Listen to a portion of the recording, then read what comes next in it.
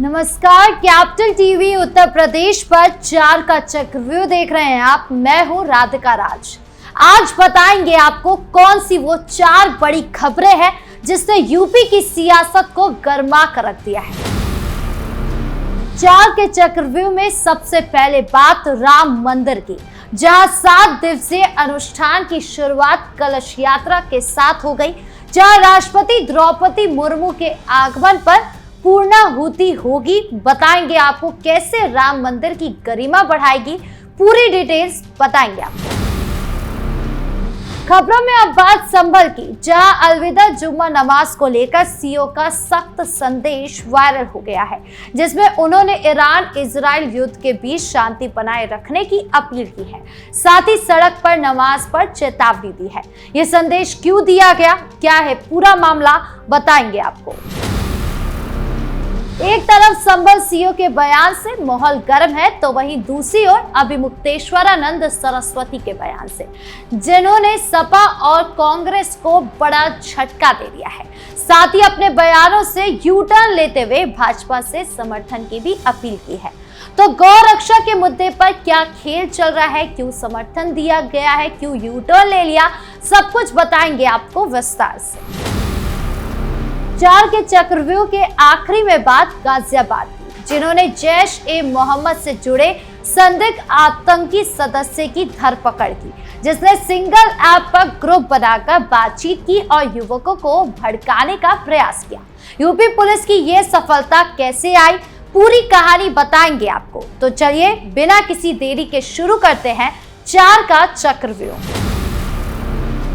4 के चक्रव्यूह में सबसे पहले बात अयोध्या के राम मंदिर की। वहां आज से 7 दिन का खास अनुष्ठान शुरू हो गया है। यह अनुष्ठान राष्ट्रपति द्रौपदी मुर्मू के साथ हो रहा है। राम मंदिर और राम यंत्र की पूजा के लिए ये किया जा रहा है।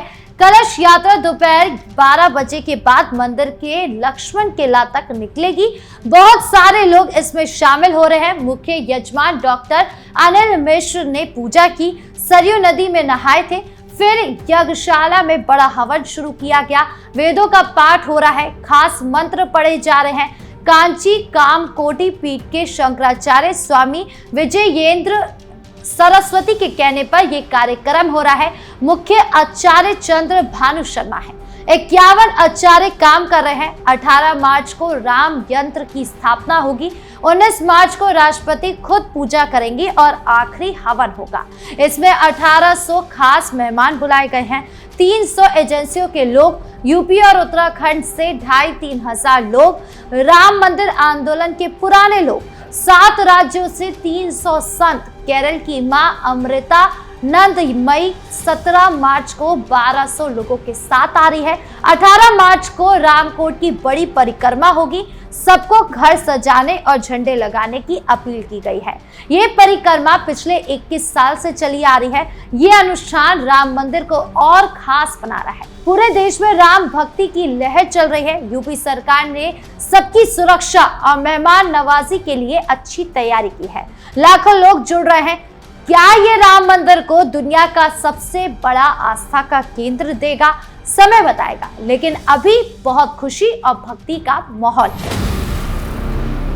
अब दूसरी खबर संभल जिले की है, जहां अलविदा जुम्मे नमाज को लेकर सिटी मजिस्ट्रेट और सीओ कुलदीप कुमार की बैठक का वीडियो सोशल मीडिया पर तेजी से वायरल हो रहा है। दरअसल ईरान इजराइल अमेरिका युद्ध के बीच शहर में किसी भी तरह का तनाव या कानून व्यवस्था भंग ना हो, इस मकसद से पीस कमेटी की बैठक बुलाई गई। कोतवाली में हुई बैठक में सीओ कुलदीप सिंह ने साफ साफ कहा कि युद्ध का असर संभल की सड़कों पर नहीं दिखना चाहिए। अगर किसी को ईरान या इजराइल के लिए इतना ही दर्द है तो वो वहां जाकर लड़े। ईरान जाने वाले विमान में बैठकर चले जाए, लेकिन यहाँ शहर में शांति भंग करने की कोशिश बर्दाश्त नहीं की जाएगी। सड़क पर नमाज पढ़ने पर पूरी तरह रोक लगा दी गई है।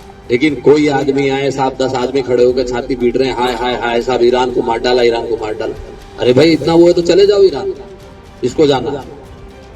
लेकिन ये चीजें बिल्कुल हम बर्दाश्त यहाँ नहीं करेंगे कि हमारे यहाँ आके कोई भी आदमी अपने देश में आके यहाँ कोई फिजा भी है कुछ लोग ऐसे, एक दो जगह, एक दो कस्बों में लोगों ने इस तरह की हरकतें की है। तो हम दूसरे की लकड़ी, जबरदस्ती की लकड़ी, अरे उनको लेना दो भाई, तुम क्यों ले रहे हो? अगर ईरान के और अमेरिका के बीच में कोई विवाद है या कोई दूसरे देशों के बीच में विवाद है तो वो अपना सुलझा रहे हैं। अगर जरूरत पड़ेगी तो हमारी सरकार का काम है वो देखने का, लेकिन हम इस तरह से कोई ऐसा काम करें जिससे लोकल लेवल पे स्थिति खराब हो जाए या लैंड ऑर्डर की समस्या है। ईरान के नाम पर छाती पीटने, स्लोगन लगाने या विरोध प्रदर्शन करने वालों को भी सख्त चेतावनी दी गई है। कहा कि हम सब हिंदुस्तानी हैं, यहाँ सुकून से रह रहे हैं, किसी विदेशी मुद्दे पर नफरत फैलाने की इजाजत नहीं मिलेगी। सोशल मीडिया पर आपत्तिजनक रील्स, पोस्ट या कमेंट्स पर भी नजर रखी जा रही है। उल्लंघन पर तुरंत कार्रवाई होगी। बैठक में थाना प्रभारी, अन्य पुलिस अधिकारी और पीस कमेटी के सदस्य मौजूद थे। इस वीडियो के वायरल होने के बाद सपा सांसद जिया रहमान बर्क ने इसे शर्मनाक करार दिया।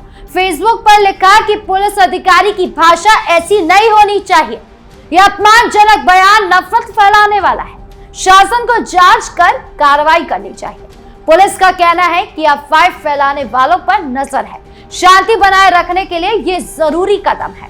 अलविदा जुम्मा और ईद के समय तनाव रोकने के लिए सतर्कता बढ़ती जा रही है। क्या ये संदेश शांति बनाए रखेगा या धार्मिक भावनाओं को आहत कर विवाद बढ़ाएगा?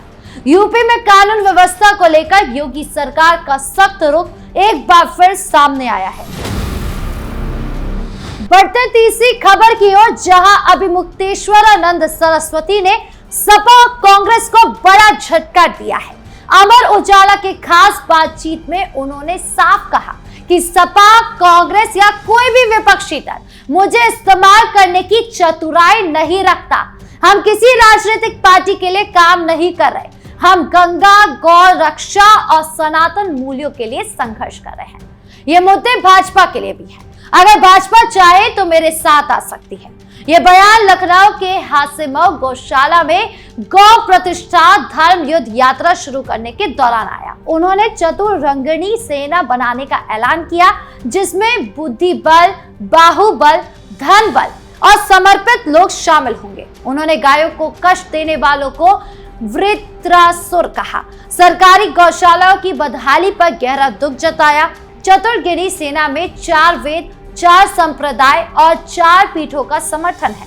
साधु, वैरागी, संत और आम लोग इसमें शामिल होंगे। जल्दी गौ युद्ध यात्रा निकाली जाएगी। 1 लाख गांव में गौ रक्षा की जागरूकता फैलाई जाएगी। अखिलेश यादव ने हाल ही में उनसे मुलाकात भी की, आशीर्वाद दिया। कहा था कि नकली संतों को बेनकाब किया जाएगा। सपा गौ संरक्षण की पक्षधर है, लेकिन अभिमुक्तेश्वरानंद सरस्वती ने स्पष्ट कर दिया कि कोई चालाकी से उन्हें इस्तेमाल नहीं कर सकता। भाजपा से खुलकर समर्थन की अपील की है। ये बयान यूपी की सियासत में तूफान ला रहा है। गौ रक्षा मुद्दा हमेशा से गर्म रहता है। महाकुंभ, धार्मिक यात्राओं और आगामी चुनावी माहौल में इसका असर और बढ़ेगा। क्या ये विपक्ष की रणनीति को कमजोर करेगा या धार्मिक मुद्दों पर नया दौर शुरू करेगा, देखना होगा। लेकिन सनातन और गौ रक्षा की बहस अब और तेज हो गई है।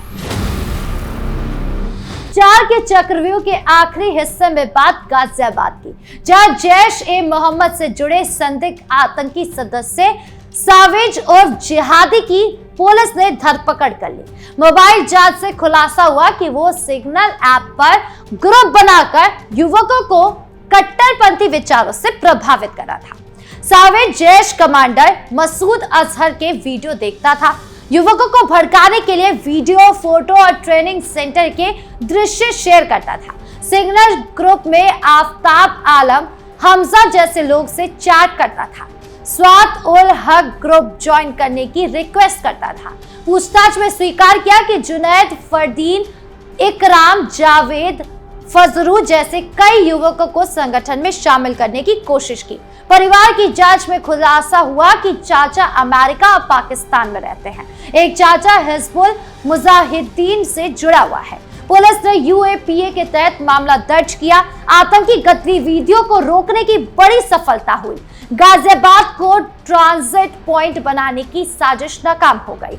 यूपी पुलिस की एंटी टेरर मुहिम तेज है।